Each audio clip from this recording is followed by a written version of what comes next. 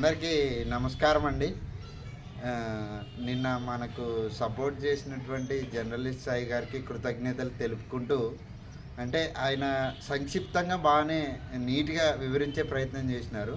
అంటే 5 సంవత్సరాల తర్వాత నేను ఈ 5 సంవత్సరాలు ఫేస్ చేసినటువంటి ఈ జాబ్ రోల్లోన ఉన్న ఇబ్బందులు ఏంటి, ఏమి అనేది ఇంకా కొంచెం సంక్షిప్తంగా క్లియర్గా వివరించే ప్రయత్నం అయితే చేస్తాను. అంటే ఇక్కడ సమస్య జాబ్ గురించి కాదండి, జాబ్ యొక్క విధి విధానాల గురించి మాకు పెద్ద సమస్య.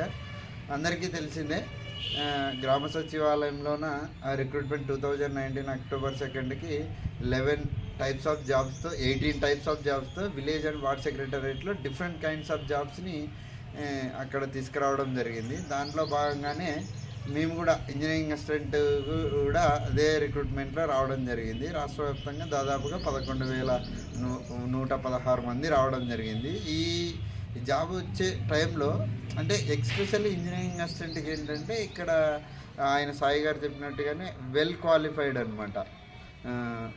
మినిమం క్వాలిఫికేషన్ అయితే diploma, but BTech, MTech and PhD వాళ్ళు ఉన్నారు చాలామంది.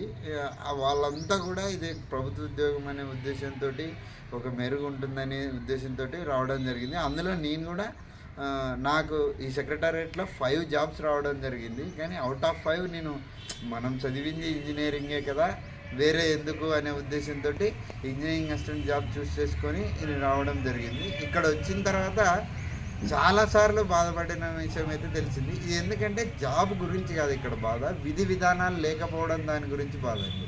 ఎందుకంటే ఏ జాబ్కైనా కానీ ఎవరైనా జాబ్ చేస్తే నెక్స్ట్ ఈ ప్రమోషన్ ఉంటుంది, ఈ ప్రమోషన్ ఉంటుంది అని ఆశాభావంతో బతుకుతారండి. కానీ మాకు ఇప్పటి వరకు 5 సంవత్సరాలు దాటినా కూడా విధి విధానాలు లేకపోవడం చాలా బాధాకరం. మేము నియర్లీ మోర్ దాన్ 8 డిపార్ట్మెంట్స్కి వర్క్ చేస్తున్నామండి. అవి సంక్షిప్తంగా చెప్పే ప్రయత్నం చేయాలంటే మేము మెయిన్గా పంచాయతీరాజ్ వ్యవస్థలో రిక్రూట్ అయినాము. దాని తర్వాత పంచాయతీరాజ్ ఇంజనీరింగ్ డిపార్ట్మెంట్లో, తర్వాత rural water supply and sanitation engineering డిపార్ట్మెంట్లో, తర్వాత హౌసింగ్ కార్పొరేషన్ డిపార్ట్మెంట్లో, తర్వాత నాడు నేడు కింద ఫేజ్ 1లో డిఫరెంట్ డిపార్ట్మెంట్స్, అంటే సమగ్ర శిక్ష అనే డిపార్ట్మెంట్లో కూడా ఆ డిపార్ట్మెంట్కి కూడా మేము వర్క్ చేయడం జరిగింది. కొన్ని చోట్ల కొన్ని ట్రైబల్ ఏరియాస్లోన social welfare, tribal welfare works కూడా చేయడం జరిగింది.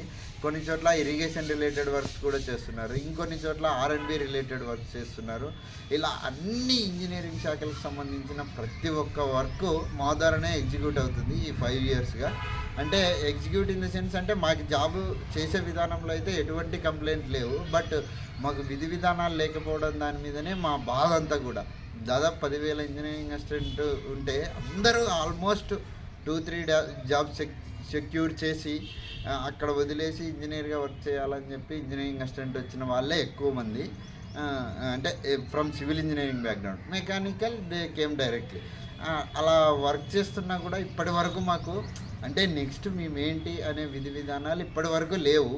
దానికి సంబంధించినంత వరకు మేము చెయ్యని ప్రయత్నం అంటూ ఏమీ లేదు. అంటే వీటితో పాటు ఇందాక మీకు ఇంజనీరింగ్ డిపార్ట్మెంట్స్ గురించి చెప్పాను కదా, ఇది కాకుండా పంచాయతీ రిలేటెడ్ వర్క్స్, అంటే సెక్రటరీ గారు చెప్పిన, తర్వాత ఎంపీడీఓ గారు చెప్పిన, ఇలా మండల ఆఫీసర్లు ఎవరు చెప్పినా పంచాయతీ రిలేటెడ్ వర్క్స్ చేయాల్సి వస్తుంది. దీంతోపాటు ఎస్పెషల్లీ ఈ రెవెన్యూ డిపార్ట్మెంట్కి సంబంధించి BLO వర్క్, దీనికి సంబంధించిన వర్క్ కూడా గత 5 సంవత్సరాలుగా చాలామంది మేము నిర్వర్తిస్తున్నాము. ఇక్కడ 18 రకాల కేటగిరీలకు ఏంటంటే నెక్స్ట్ ఏమవుతాం, అది ఎప్పుడవుతాం అనేది క్వశ్చన్ మార్కులేండి. అది కొంతమందికి రావచ్చు, అది బేస్డ్ ఆన్ మెరిట్ అలా జరుగుతుంది. కానీ ఏమవుతాం అనేది విధి విధానాలు లేని ఒకే ఒక్క జాబ్ ఏదైనా ఉందంటే ఇంజనీరింగ్ అసిస్టెంట్ జాబే. నెక్స్ట్ ఏమవుతాం అనేది అకార్డింగ్ టు గవర్నమెంట్ వాళ్ళు పెట్టిన రూల్ ప్రకారం అయితే కేటగిరీ 8లో బ్లూ ప్రింట్ ఆపరేటర్గా తీసుకున్నారు. ఆ బ్లూ ప్రింట్ ఆపరేటర్ అనేది ఎప్పుడో SSC స్టాండర్డ్ వాళ్ళది జాబ్ అది. దాని తర్వాత సో మెనీ డ్రాఫ్ట్ మెన్ అని ఇలా రకరకాల పోస్టుల తర్వాత అసిస్టెంట్ ఇంజనీర్ అనేది ఉంది. కానీ గవర్నమెంట్ అయితే మాకు రిగార్డింగ్ పవర్ ఇవన్నీ కూడా ఇవ్వడం జరిగింది. బట్ నెక్స్ట్ ప్రమోషన్ ఛానల్ మీద మాత్రం ఇప్పటివరకు ఎటువంటి క్లారిటీ ఇవ్వట్లేదు. మీకు ఇప్పుడు వినపడుతున్న రేషనలైజేషన్ అనే మాట మీరు ఎంతమంది విన్నారో, చాలామంది ఆల్మోస్ట్ సెక్రటరేట్ జాబ్ సంబంధించి దాన్ని అబ్జర్వ్ చేస్తున్న ప్రతి ఒక్కరికి తెలిసి ఉంటుంది.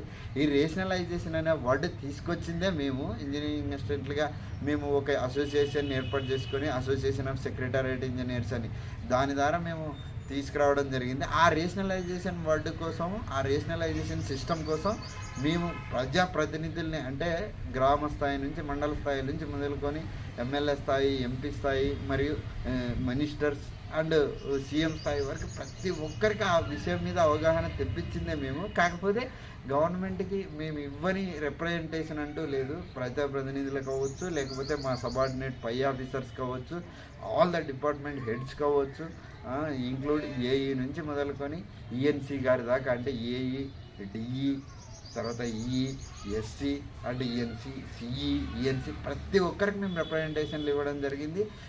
ప్రజాప్రతినిధులు ఎమ్మెల్యేలకు, ఎంపీలకు, తర్వాత మినిస్టర్స్కు, తర్వాత సీఎం గారికి, డిప్యూటీ సీఎం గారికి కూడా ఇవ్వడానికి చాలా ప్రయత్నాలు అయితే చేసి అందరం మేము మా వంతు కృషి అయితే రాష్ట్ర వ్యాప్తంగా బాగా గట్టిగా ప్రయత్నం చేసి రేషనలైజేషన్ వర్డ్స్ తీసుకొస్తే అది కాస్త అది అంటే అందరికి ఎలా ఉందో కానీ మాకు మాత్రం అది అంటే విధి విధానాలు ఖరారు చేసి వాళ్ళు ఎలా రేషనలైజ్ చేసినా మేము ఓకే అంటే మీరు నెక్స్ట్ ఇలా అవుతారు, ఇది మీది.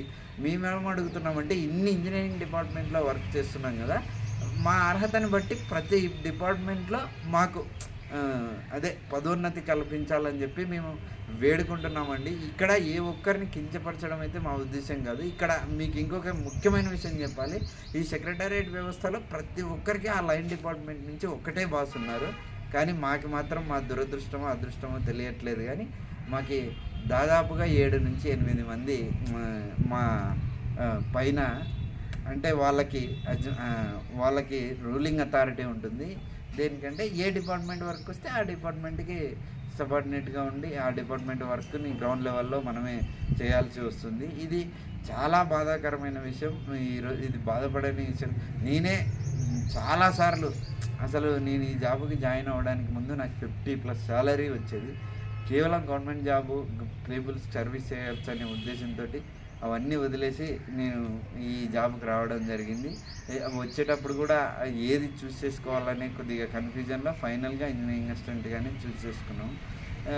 సరే, వాట్ ఎవర్ అది హ్యాపెండ్ ఈజ్ హ్యాపెండ్. మనం వచ్చిన తర్వాత మనకి ఏ పురోగతి లేకపోతే ఎంత బాధగా ఉంటుంది అనేది చాలా ప్రశ్నార్థకం ఇక్కడ. అంటే ప్రతి ఒక్కరికి ఫర్ ఎగ్జాంపుల్ సెక్రటరీ తీసుకున్నారనుకోండి, panchayat secretary grade 6, grade 5, grade 4, grade 3 ఇలా ఉంది. నెక్స్ట్ ఏఎన్ఎం తీసుకున్నారనుకోండి, వాళ్ళకు కూడా గ్రేడ్ల వారీగా ప్రమోషన్లు ఉన్నాయి.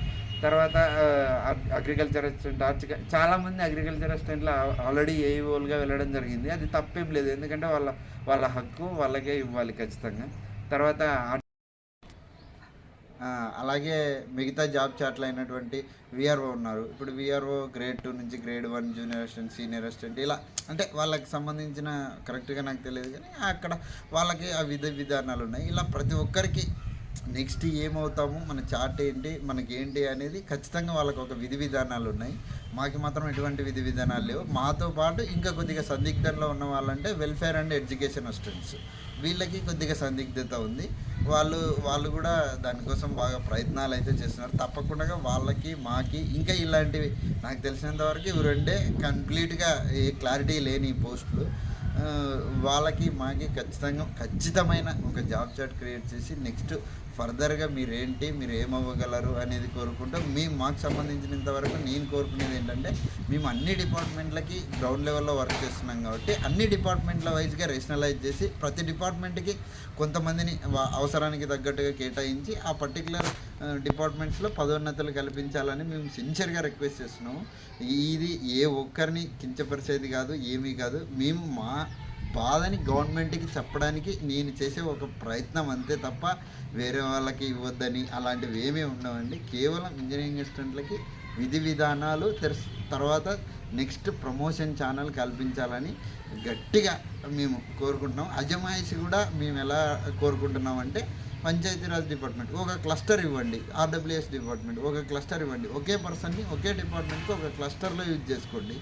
ఏ డిపార్ట్మెంట్ అయినా సరే అది మీ విధి విధానాలను బట్టి డిజైన్ చేయవలసిందిగా ఈ వీడియో చూస్తున్న ప్రతి ఒక్కరికి ప్రజాప్రతినిధులకు కావచ్చు, మా పై అధికారులకు కావచ్చు, మేము నేను వినమ్రుడిగా విన్నవించుకుంటున్నానండి.